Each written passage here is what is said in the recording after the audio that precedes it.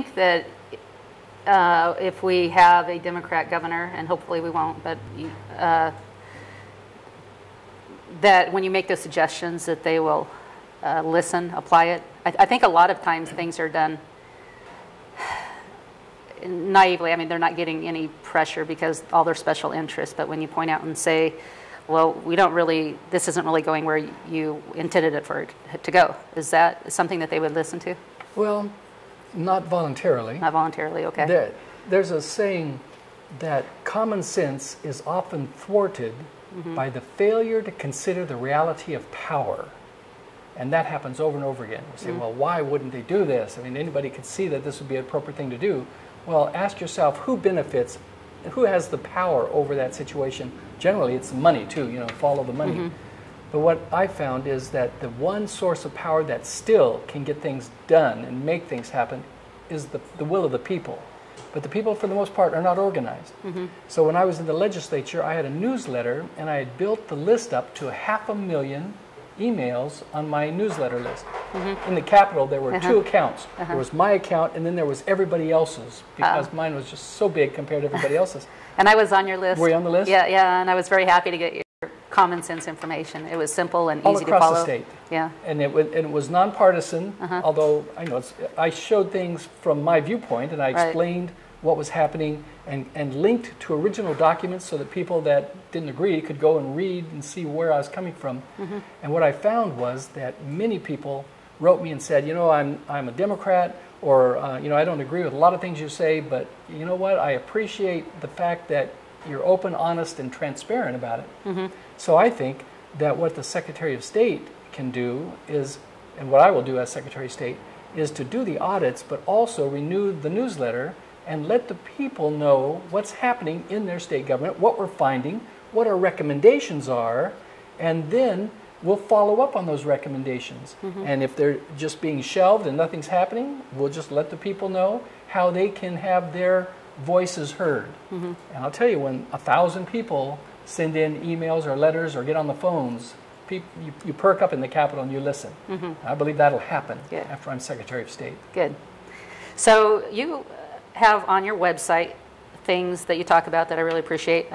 Just really less than 30-second videos, and give you a chance to meet him and see what he's passionate about. But I'm going to just go down the list, and then I wouldn't mind hitting the one on the top, and that's foster care.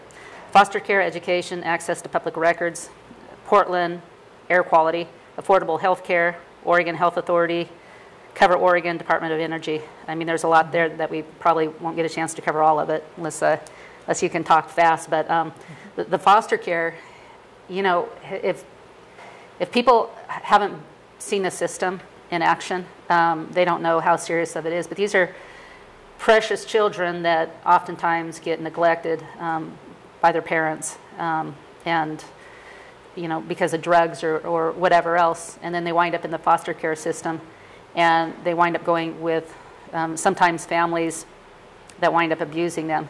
And we were foster parents, and we didn't fit in that category, and there's a lot of great foster parents out there. You're a foster parent. But boy, because I've been connected with that, I've heard of such horrible things, and also I do appreciate DHS and some of the good things that they do. I want to acknowledge that I've really met some wonderful, caring people in the DHS system too. So. All right, let me tell your audience specifically on foster care. The Department of Human Services is responsible to ensure the well-being of children in its care. And yet week after week, we're seeing allegations of abuse, physical abuse, sexual abuse, even starvation of these children. And yet there's no accountability, there's no responsibility taken, there's no change. We're, as a state, spending millions of dollars in damages, but the dollars don't reflect the damage it does to children to be abused. As Secretary of State, I will ensure that we audit the Department of Human Services and the Foster Care Division, and not only for finances to see where the money is going, but for performance, to ensure that the legislature and the governor's office understand what can be done to make it a better system. We cannot afford to lose these children or allow them to continue to be neglected. Yeah. There's no special interest to advocate for the the kids in the foster care system. So we need to depend on people like you that just care, that have a heart for kids. Well, my wife and I were foster parents 20 years ago, and we had a 10-year-old, and we adopted her. She became our 8th daughter. And actually, it was really interesting because after a couple of months, somebody asked her, so what's it like being in the Richardson home? And she said, well, what's there not to like about 7 sisters? Yeah. You know, so it was great. They finally had a family. She finally had a family. She deserved a family. Yes. In fact, when we wanted to adopt her, we went into DHS and said, we're here to fill out the paperwork, get this thing started, because we want to adopt one of the children in foster care. And they said, I'm sorry, that's not how we do it here. And I said, well, I thought your job was to help ensure they have good homes. He said, you don't just come in and say you want to adopt a child. So I said, what do we need to do to show you that we would be a good fit for this girl? They had us go through classes. They tried to delay it. I mean, they delayed it for months. And so we ended up having her as a foster child and then adopted her. But it wasn't easy. It was difficult. And so we need to change the system so that good families are recruited to be foster parents and to adopt and to be adoptive parents, and that's going to require changing the way we do work. Right. Well, and one of the reasons I'm guessing, I'm assuming they made it so hard, is again, there's some really good people that are in the authority that really care that they're doing it right. But from what I understand, that kids that are in the foster system, until they get adopted, they get money from the federal government or the state or whatever. So it's in their best interest to not have the kids stabilize. Is there something to what I'm saying? There is something to it. I mean, many of the people that work for the state in the foster care system have great hearts and want to do it right, but they're often constrained by the rules and the regulations. Their hands are tied. And too often, their responsibilities are so many that they just don't have time to do all the things that need to be done. So when you ask a caseworker on top of everything else to find adoptive parents, they just don't have time. And so they often go to the foster parents and say, look, if you will adopt this child will qualify for special payments, and you'll have guaranteed payments until the child turns 18. I mean, I know one family that the husband quit work because they adopted 6 or 7 kids, and the income now supports the family.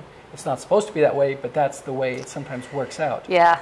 So sometimes it's for the money. I know that with us, we wanted to give a child an opportunity. Yeah. And I believe that we need to look at ways to recruit foster parents and adoptive parents who care about the child and not about getting paid anything for it.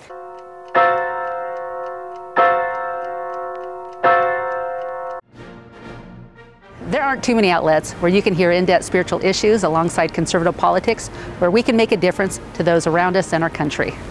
It's brought to you at a cost that's worthwhile, yet I'd like to do more. On 11thhourpolitics.com, you can buy books and videos that will advance this cause.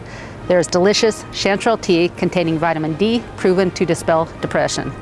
We have an art gallery and options to produce your own commercial or have us do it for you, along with other projects. It's only through a co-op that things get accomplished. I hope you will join me in this mission.